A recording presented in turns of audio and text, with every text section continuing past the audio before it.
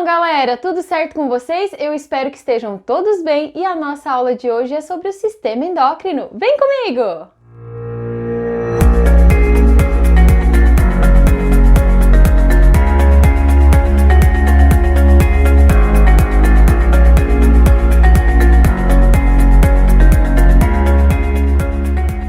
Pessoal, vamos falar um pouquinho hoje sobre o sistema endócrino, que é composto por glândulas endócrinas produtoras de hormônio, que são substâncias químicas que atuam em células-alvo. Nós vimos na aula de tecido epitelial que existem três tipos de glândula. Glândulas exócrinas, que são aquelas glândulas que secretam por um ducto para o lado externo, né? E essas glândulas são as lacrimais, sudoríparas, sebáceas, glândulas mamárias. A gente tem as glândulas mistas, como é o caso do pâncreas, e a gente vai falar um pouquinho hoje sobre a função endócrina do pâncreas. E a gente tem as glândulas endócrinas. Toda glândula endócrina produz hormônio e todo hormônio é lançado direto na corrente sanguínea e ele vai atuar em células-alvo ou em órgãos-alvo. Então ele tem uma função já bem determinada, bem específica. Quais são as principais glândulas que fazem parte do sistema endócrino? A gente tem a glândula pituitária, conhecida como hipófise, que fica na região cerebral e ela trabalha em conjunto com uma estrutura do nosso cérebro chamado de hipotálamo. O hipotálamo, junto com a hipófise, são considerados glândulas mestres. Por quê? Porque elas controlam a atuação de todas as outras e a gente vai ver, não só pela quantidade expressiva de hormônios que são secretados por essas glândulas, como também como esses hormônios atuam no funcionamento das outras glândulas, por isso que elas são glândulas mestres. A gente tem na região do pescoço a tireoide e junto da tireoide a gente tem glândulas chamadas de paratireoide. A gente tem sobre os nossos rins uma glândula chamada de adrenal ou suprarrenais, a gente tem o pâncreas e nós temos aí as gônadas. Em alguns livros tu também vai encontrar o timo. A função dele está associada muito mais a uma questão imunológica, já que é no timo que ocorre a maturação dos linfócitos T. Então a gente vai acabar focando mesmo nas glândulas que produzem hormônios que são essenciais para o nosso desenvolvimento. Vamos começar pela hipófise. A hipófise, ela é uma glândula que tem duas partes, né? Então eu divido ela em adenohipófise ou hipófise anterior e neurohipófise, que é a hipófise posterior. A neurohipófise, ela foi originada a partir do hipotálamo e ela tem essa associação direta com o hipotálamo. O hipotálamo, ele é uma estrutura que ele produz hormônio, mas ele não consegue secretar os hormônios que ele produz. Então o hipotálamo, ele produz dois hormônios, ocitocina e a vasopressina, também conhecida como hormônio antidiurético, o ADH, que nós vimos lá em sistema renal. O que acontece? O hipotálamo ele produz esses hormônios, só que ele manda para a neurohipófise. E a neurohipófise que vai secretar esses hormônios. Já aproveitando, vamos falar da função deles. O ADH é o hormônio antidiurético, também conhecido como vasopressina. Ele atua diretamente na função dos néfrons que estão lá na região dos rins. O que ele faz? Ele aumenta a reabsorção de água que acontece nos néfrons. Isso é extremamente importante. Por quê? Porque se não houver uma reabsorção de água, a minha pressão sanguínea ela fica muito baixa, eu perco muita água pela urina e isso pode gerar uma doença conhecida como diabetes. Só que não é a diabetes mellitus por excesso de glicose no sangue, é diabetes insípidos. O que está acontecendo nessa doença? A pessoa tem uma sede excessiva e ela tem uma perda de água também excessiva durante a urina, né? E a pressão dessa pessoa, ela é muito baixa. O que acontece? O consumo de álcool, ele inibe o consumo de álcool, ele inibe a produção desse hormônio hipofisário, que é o ADH, e isso faz com que a pessoa acaba fazendo muito xixi. Ou seja, ela acaba perdendo muita água pela urina e isso não é interessante, visto que se não houver a reabsorção de água, eu posso baixar muito a minha pressão arterial, beleza? Além do mais, a gente tem a ocitocina. A ocitocina, ela é um hormônio responsável por contrações uterinas, tanto no período menstrual quanto no momento do parto. A ocitocina também trabalha na maturação das glândulas mamárias e induz a produção de leite. O que acontece? A produção de leite ela é estimulada por um hormônio chamado de prolactina, mas se não tiver ocitocina, muitas vezes a mulher não consegue amamentar. E olha que interessante, o fator estresse é um dos principais fatores que inibem a produção de ocitocina. Vamos para a parte anterior da hipófise, a adenohipófise.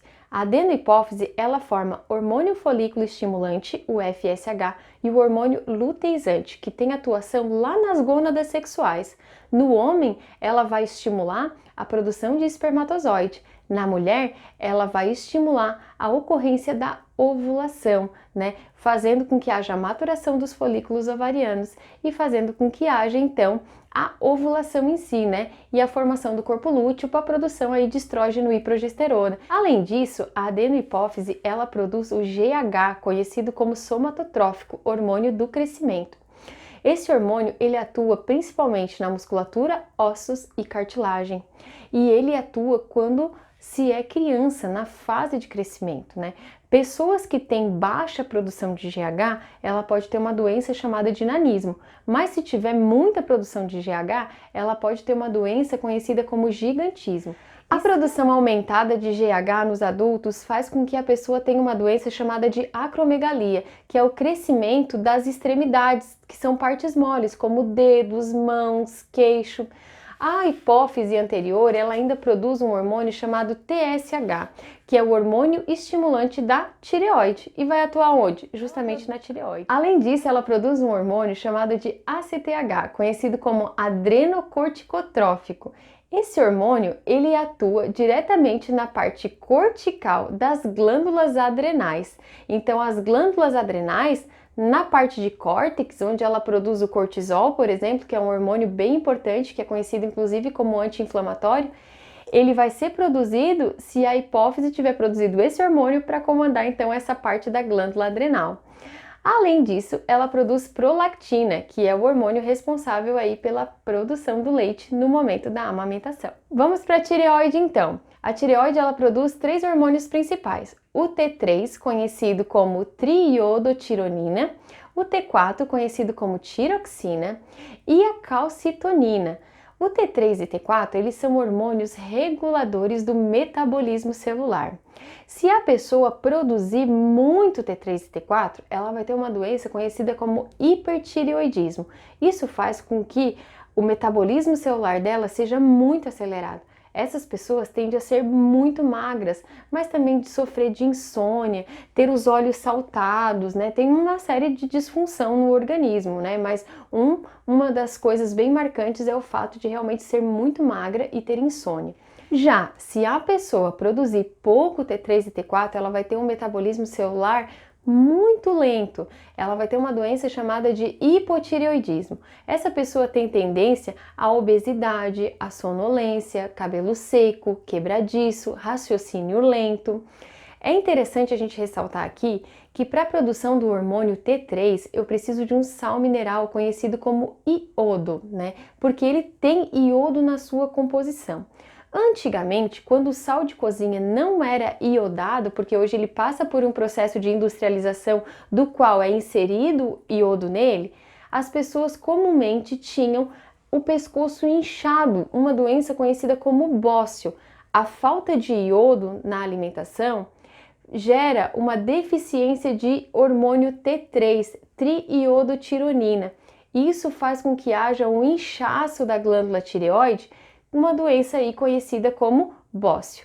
A calcitonina é um hormônio que faz a reposição de cálcio no osso, ou seja, retira o cálcio que tem no sangue e coloca ele no osso. Então ele faz a regulação da quantidade de cálcio. Já a paratireoide produz paratormônio e o paratormônio ele tem exatamente uma função contrária à calcitonina. Ele retira do osso o cálcio e aumenta os níveis de cálcio no sangue. Tá, professora, mas para que a gente precisa de cálcio? A gente precisa de cálcio para coagulação do sangue, para contração muscular. E a gente precisa também para que ocorra os impulsos nervosos nos nossos neurônios. Então o cálcio ele atua em diferentes reações químicas no nosso organismo. E chegando nas glândulas adrenais, ou conhecida como suprarrenais, a gente vai ter duas regiões. Uma região mais de centro dessa glândula, chamada de região medular, onde são produzidos neurohormônios como a adrenalina e a noradrenalina.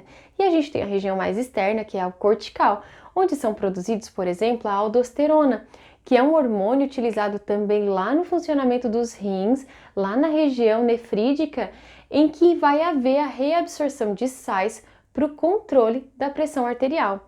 Além disso, são formados glicormônios, como o cortisol, que participa do metabolismo da glicose, controlando a glicemia que existe na nossa corrente sanguínea. E também há a produção de androgênios, que são hormônios precursores de produção de hormônios sexuais, né? Uma quantidade elevada de produção de androgênios na mulher, por exemplo, leva ela a características masculinas e pode também ocasionar câncer nas glândulas adrenais. Já os neurohormônios que são produzidos na região medular, como a adrenalina, ela atua na ativação do sistema nervoso autônomo simpático, que faz com que o coração acelere, a pupila dilata, que haja uma eficiência muscular imediata. É o hormônio conhecido como hormônio do medo e fuga, porque ele vai deixar o teu organismo em situação de alerta, né? E a gente tem aí a noradrenalina, que é um hormônio responsável principalmente pela qualidade do sono e do humor. Chegando ao pâncreas, a função endócrina do pâncreas é a produção de insulina e glucagon, dois hormônios que controlam a quantidade de glicose que existe no sangue. A insulina, ela é responsável por metabolizar a glicose. Já o glucagon, ele é responsável por colocar a glicose na corrente sanguínea quando as taxas de glicemia estão muito baixas. A insulina atua quando a glicose na corrente sanguínea está alta. O glucagon atua quando a quantidade de glicose na corrente sanguínea está baixa. E uma coisa bem interessante, e você já deve ter ouvido falar, existe uma doença chamada diabetes mellitus. A diabetes mellitus é justamente uma doença que indica que há uma quantidade excessiva de glicose na corrente sanguínea. E ela pode ser do tipo 1, quando as células pancreáticas, as células beta que produzem insulina, elas não estão produzindo insulina. Ou seja, eu estou tendo um problema lá no meu pâncreas, né? Na produção de insulina pelas minhas células beta-pancreáticas. E por fim, gente, a gente tem as gônadas sexuais. O testículo, que produz testosterona, que é responsável aí pelo processo de espermatogênese, mas pelo desenvolvimento das características secundárias masculinas.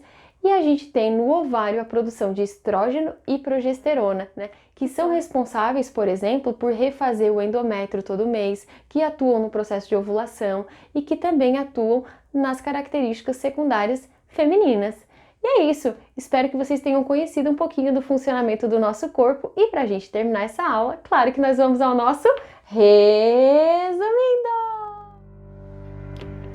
Então, galera, vamos ao nosso esquemão de estudo sobre o sistema endócrino, esse sistema que é um conjunto de glândulas produtoras de hormônio que atuam como reguladores em nosso organismo. São formadas de tecido epitelial. Tipos de glândulas. São 3 tipos de glândulas. Glândulas exócrinas, que lançam secreções por um ducto, como é o caso das glândulas lacrimais, sudoríparas e mamárias. As endócrinas, que lançam hormônios na corrente sanguínea, atingindo células-alvo. E as glândulas mistas, conhecidas como mesócrinas, como é o caso do pâncreas, que ao mesmo tempo que produz suco pancreático, produz insulina e glucagon. As principais glândulas endócrinas são hipófise, tireoide, paratireoide, adrenais, pâncreas e gônadas. A hipófise está localizada na região cerebral associada ao hipotálamo, enquanto que a tireoide e a paratireoide estão localizadas na região do pescoço. As adrenais estão localizadas sobre os rins, o pâncreas está localizado na região abdominal e as gônadas sexuais é o testículo no homem e os ovários na mulher. A hipófise é conhecida como uma glândula mestra e atua em conjunto com o hipotálamo. Está dividida em 2 regiões, adenohipófise e neurohipófise. A neurohipófise secreta os hormônios produzidos no hipotálamo, o antidiurético e a ocitocina. A adenohipófise produz os hormônios LH e FSH, que estimulam as gônadas, TSH, que estimula a tireoide, GH, que é o hormônio do crescimento, ACTH, que estimula as adrenais, e prolactina, que estimula a produção de leite materno. A tireoide, ela produz dois hormônios principais, o T3 e o T4, que são hormônios reguladores do metabolismo celular. A produção em demasia ocorre hipertireoidismo. A deficiência desses hormônios ocorre hipotireoidismo. A falta de iodo na alimentação afeta a produção de T3 e causa uma doença chamada de bócio. A tireoide também produz calcitonina, que faz a incorporação do cálcio no osso. A paratireoide produz paratormônio, que aumenta a concentração de cálcio no sangue. Já as adrenais produzem cortisol e adrenalina, enquanto que o pâncreas atua na produção de insulina para reduzir o nível de glicose do sangue, ou o glucagon, aumentando a concentração de glicose no sangue. Ambos os hormônios estão associados à doença diabetes. As gônadas, o testículo produz testosterona, enquanto que os ovários produzem estrógeno e progesterona. Bons estudos, galera! Não esqueça de dar um print na tela e caprichar no esquemão. Pessoal, agora é hora de esquemão galera, de estudo, né? Faz o esquemão no caderno, testa seus conhecimentos. Um beijão e até a próxima aula. Como reguladores em nosso organismo, são formados de tecido epitelial, tipos de glândulas.